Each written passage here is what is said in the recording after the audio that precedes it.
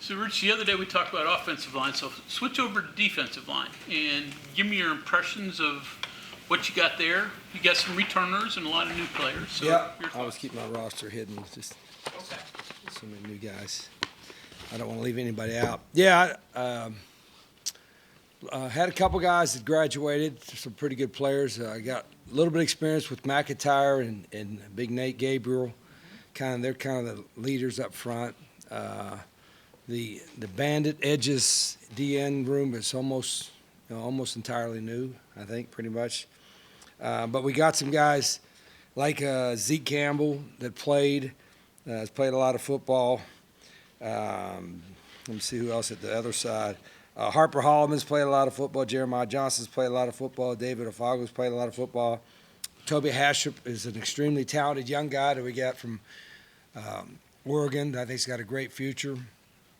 Still learning. Darius Wiley was a guy we got out of junior college.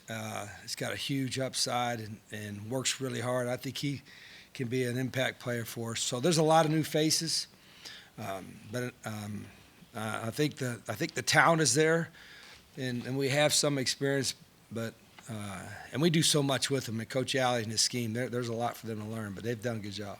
What do you need from Gabriel this year? Well, without a whole lot of seniors, and even less, I guess, last year players, if we're going to call them that, because it's 5 years.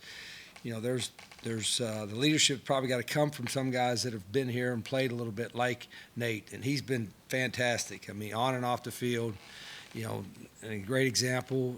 Was early to work, leads the way all the way around, and I don't like I said I don't need a whole lot. I don't need leadership during practice. Hell, that's what the coaches are paid to do. But in the locker room, off the field, when they're on their own, that kind of stuff, you need somebody that's mature and can lead them the right way, especially with all these new guys. And even if you're an older guy and you're mature, this is going to be, how we do things is new. Every program is run a certain way, and what I'm asking for the veterans that were here a year ago is help educate our guys that this is how practice is run, these are the expectations and all that. You have a bunch of defensive guys that are junior college, defensive line, and even in the secondary. So what's the process for a junior college guy? I assume it's easier than a high school player making the transition. Yeah, they're a little older. You know what? I think, I don't want to say the JCs are getting overlooked per se, but I do think with the transfer portal where it is, there's more guys getting portal guys than JC guys. And there's still a lot of there's always been good football players in the junior college ranks. But I think some of them are getting overlooked now because the schools are just going to, veterans out of the portal as opposed to junior college. And we found, and that was one reason we signed them, and I've said this before, I don't care if they're from a high school or from another school in the portal or if they're a junior college guy. Let's just find the best players we can find. If they have multiple years left, that brings more value. And so that was the advantage of the junior college guys. And they all got at least 2 years. Some of them got 3 years left now. So we're going to continue to recruit the junior college guys, and there's some good ones out there. Is Wiley what you thought he would be? Yeah, he's every bit of it. And the good thing about Darius is he's really hungry to learn too. You see him, he wants to do a little extra. He's every day he's getting a little bit better. And he was well coached in junior college, but he's also a guy that you could tell that football is really important to. And I hope it is for everybody. But it's ironic the guys that are talented and football is really, really important to them wind up being the best players. And you hope all of them kind of take that attitude. Coach, you talked a lot about leadership there. I think it was Ben Cutter last week talked about how he feels this particular group is more mature, I think was the word he used, and would be better suited to handle adversity during games. Do you agree with that? Yeah, I hope so, but until we do it, right? He's been here for a minute. So I think until we do it, you don't know. But I don't, maybe it's different. I don't worry about their mental aspect of things go well, things don't go well, and all that. That's all about being part of hard edge. It doesn't matter, what the heck the score is, where you're at, who you're playing, what time of day it is. It's me against him, and you're going to get every bit I got all the time. You know what I mean? When I don't want our guys thinking about, what's the score? Oh, where are we playing at? Oh, we had a bad game. Oh, I made a mistake. And, The thinking is, though, that adversity is going to happen even if you win a national championship. That's right. Yeah, it is. It is. And I think sometimes, and it's not anybody's fault in media. You all just report what you see and what's going on out there. And if it's, a bad game or a bad play, whatever, I mean, those that follow the game and those of you that cover the game are going to say what it is, and players have to be adapted to it. It's like booing players, right? Like in the NFL, you boo those guys. Those guys are getting a lot of money. You pay for your ticket. You got every right to boo them.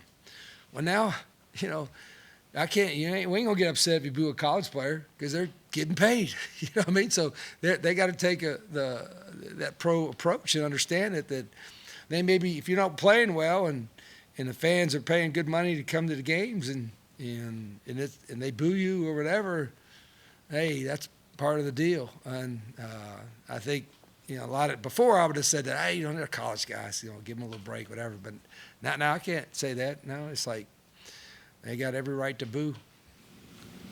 Rich, have you done any special teams work yet, or is that? Yeah, every day.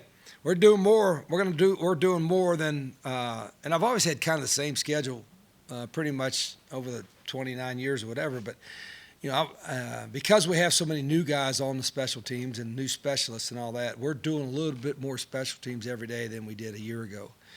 Today we're doing field goal every day. We're doing punt every day. We did punt block today. We did a little bit of kickoff as well.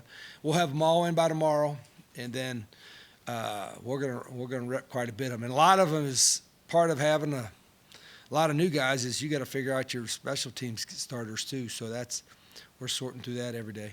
You getting a feel for your returners in that area? Yeah, a little bit. DJ Epps is going to be back there. Probably Monty Weaver, Cyrus Traw. There's a couple other guys that I don't know. Matt Sig would probably be catching punts too. There's, that's going to, and that's really the hardest thing to figure out because I don't know if I've ever went live kickoff in preseason. Probably should have, but I don't know if I ever have because it's such a crazy play. So, but I think we have enough talent to do it. Rich, is there anything new as far as your roster or even a perspective about what to do with that 5-for-5 stuff now that about a week has passed? Maybe you guys will tell me. We've been practicing this morning. Did any of the NCAA ruling on the class action suit? Nothing came out today, right? As far as the guys that have in the fifth year and all that. So we have a couple guys that we've talked to and communicated, and if the five-year class action thing goes through, then we may have a couple added. But as far as guys out of the portal or suing to get in the portal, whatever that is, that's we're not having anybody right there just yet. And then on your offensive line, Wes King played a lot of football before here, but exclusively left guard, and now he's at center. Center, yeah. I don't know, is that unusual at all? And then how is he taken to playing a new position? Yeah, he's a really savvy football player. Like I said, he's got a whole lot of experience, and so it was a natural for him to be at center. We got Landon at center as well. Cam Griffith, who's been in our system, can play all three positions. So we've you can't have too many centers. Wes is a veteran guy, so we're giving him an opportunity to play there. And it's like, Landon is a veteran guy. He's playing multiple positions up front. Coach Trickett's got a pretty good rotation of trying to find the top 10 or 11. You were talking about fans booing there for a minute. Would you prefer that they booed or stayed home, number one? And number two, did you ever boo anyone?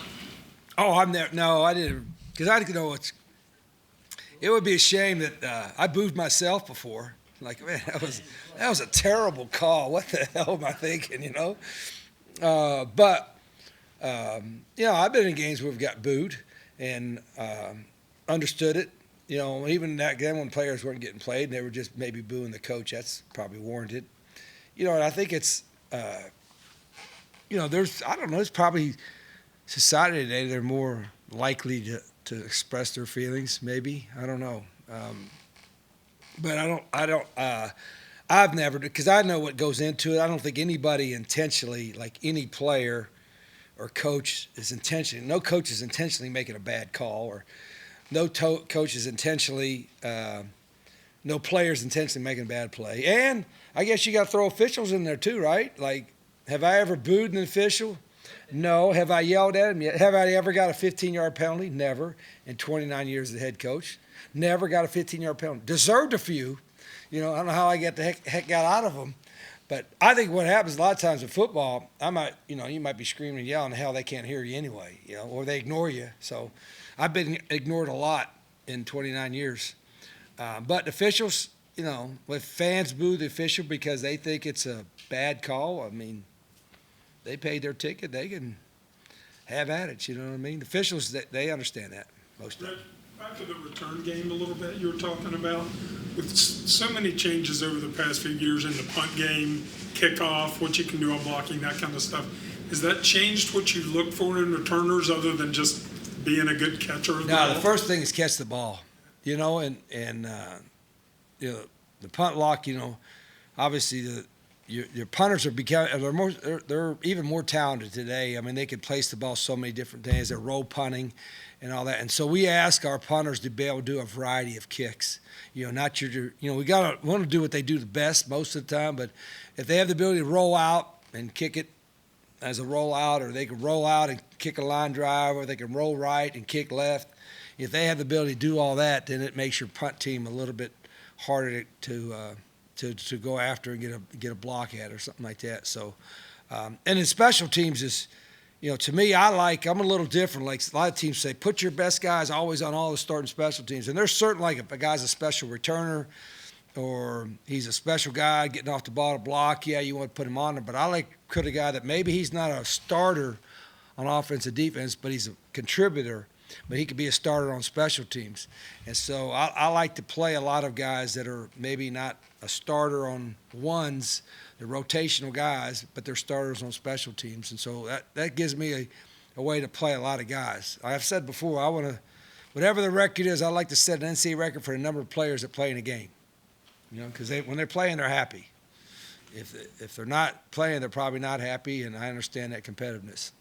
Quarterbacks continue to carry over their momentum from the spring and summer? Yeah, it's been okay. I think there's been times where it's uneven, with the quarterbacks holding on to the ball too long, or, not seeing the field quick enough. And they're still learning, to quit looking at our guys and start looking at their guys more often. But it's been a pretty solid group. Back to defensive line. Behind Corey and Nate, what do you look like? Behind Corey and Nate. Okay, can I look at my chart? Interior Yeah, I'll guys. look at it. So we have a young guy named Yender Mack. He's a true freshman out of Harrisburg. Going to be a really good player. There's no red shirt anyway. We're going to get him ready to play. Will LeBlanc's a little banged up. He's a transfer out of Division II school. He's going to he's going to contribute and play. I'm looking at inside. You talking about inside guys or outside? Outside, huh? Yeah, inside guys. Oh, inside guys. Taylor Brown has been here. He's an athletic guy. He's got a chance. Jalen Thomas is a junior college guy. He's got a lot of potential. And he and KJ Henson are two new guys that's got some size and can help us, but they're still adjusting to, Division I Power 4 football. But I think they can help us, and they're working really hard. Rich, one more about your junior college guys. You committed a couple of them before signing day, I think, but also we're probably recruiting them for a long time too. If you think it's untapped, do you have to treat them like 4-for-4 transfers, or not just junior college guys you add late, but somebody you actually think they can? Yeah, I think now resource? Having junior college guys, you get them for 3 years now, which is a bonus, and then if they can get out, which our guys could get here in January, was a big plus. There's always junior colleges, depending on what JC they're at. A lot of them you don't get until June. And it's a uphill climb for them to get ready. There was a couple like that, but most of our guys have been here, so it makes a big difference. Even with the high school kids too. The high school kids that were here in January are ahead of the high school kids that got here in June, and that'll always be the case. Rich, that depth chart that you made in the spring, do you use that at all into the fall? Or do you No, I don't. We have a depth chart. We look at it and we update every day, and it fluctuates every day in camp. So, but I'm not it'd be useless for me to give you one, because then you'll run with it, and it'll be like it'll change in an hour, So I don't like, and I tell the guys, don't worry about like if you're first or second or third, just get good enough to win with, and you'll play. If you're good enough to win with, you'll play. If you're not, you won't. That's it.